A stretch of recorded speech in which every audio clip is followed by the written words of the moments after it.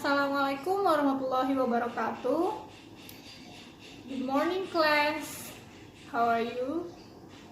Alhamdulillah, if you are all fine.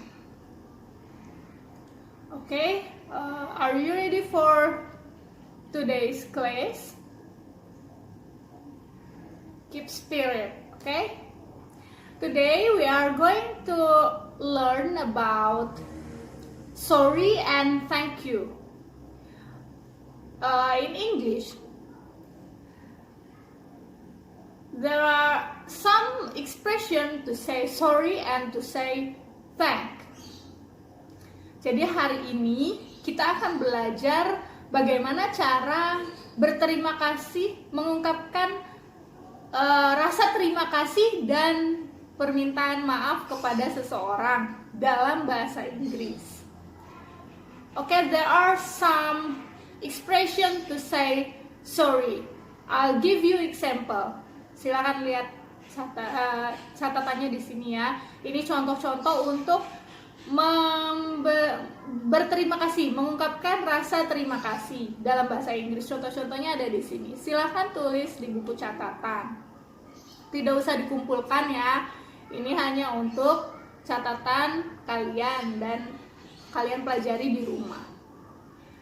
And there are also responses for expressions to say sorry.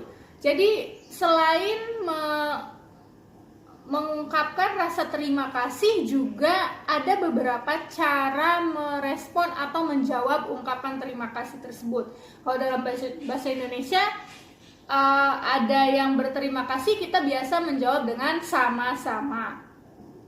Nah, dalam bahasa Inggris ada beberapa cara mengungkapkan jawaban berterima kasih.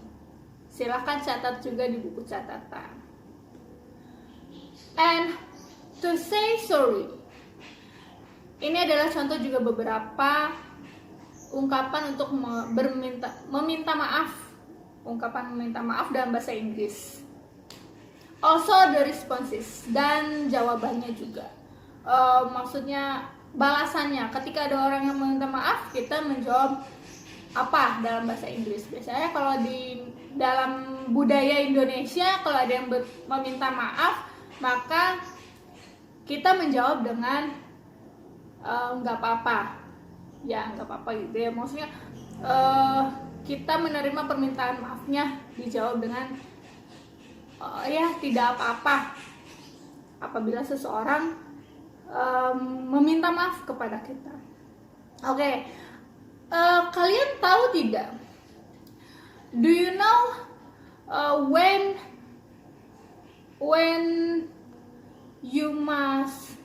do you must to say sorry?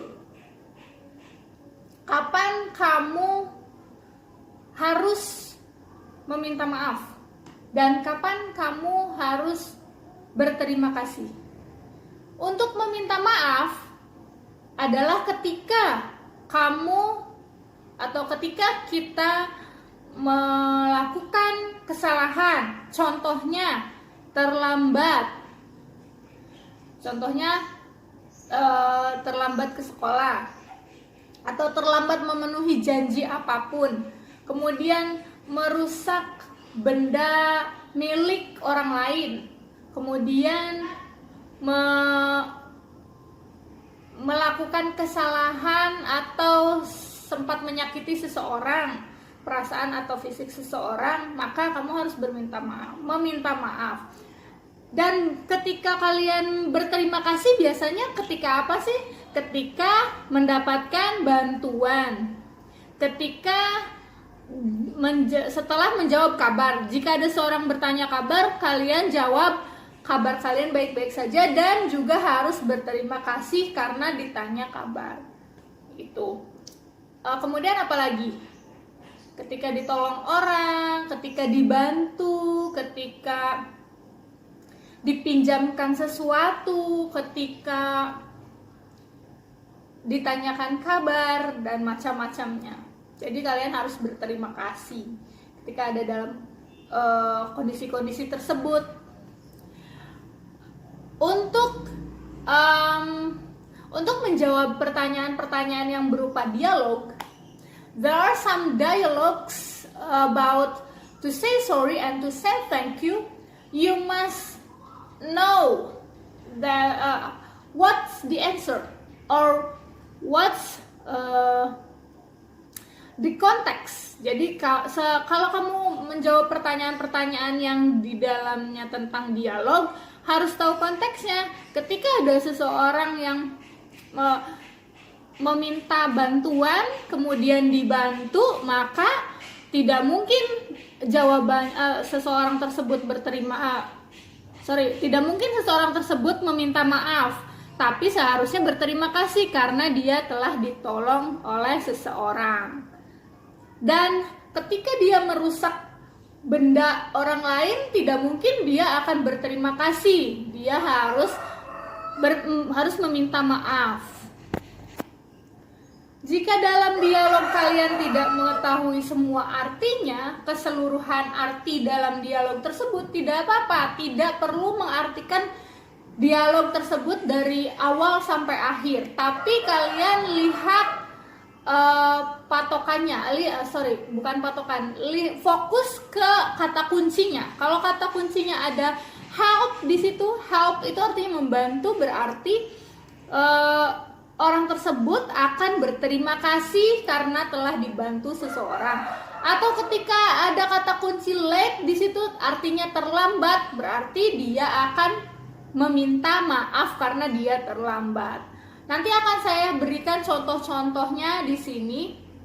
Contoh dialog untuk berterima kasih dan meminta maaf, dan kalian kerjakan latihannya berupa pilihan ganda yang telah saya kirim. Oke, untuk hari ini cukup sekian. Semoga kalian bisa memahami materi tentang tentang berterima kasih dan meminta maaf pada hari ini, karena materi ini cukup simpel, cukup sederhana, dan jika masih belum dimengerti, tolong dibaca lagi catatannya, dibaca lagi contoh dialognya, pembahasan soalnya juga diperhatikan lagi. Dan terakhir, terima kasih telah menonton video ini. Semoga saya membantu kalian untuk memahami materi ini semua. Okay, thanks for your attention. See you next week. Bye. Thank you.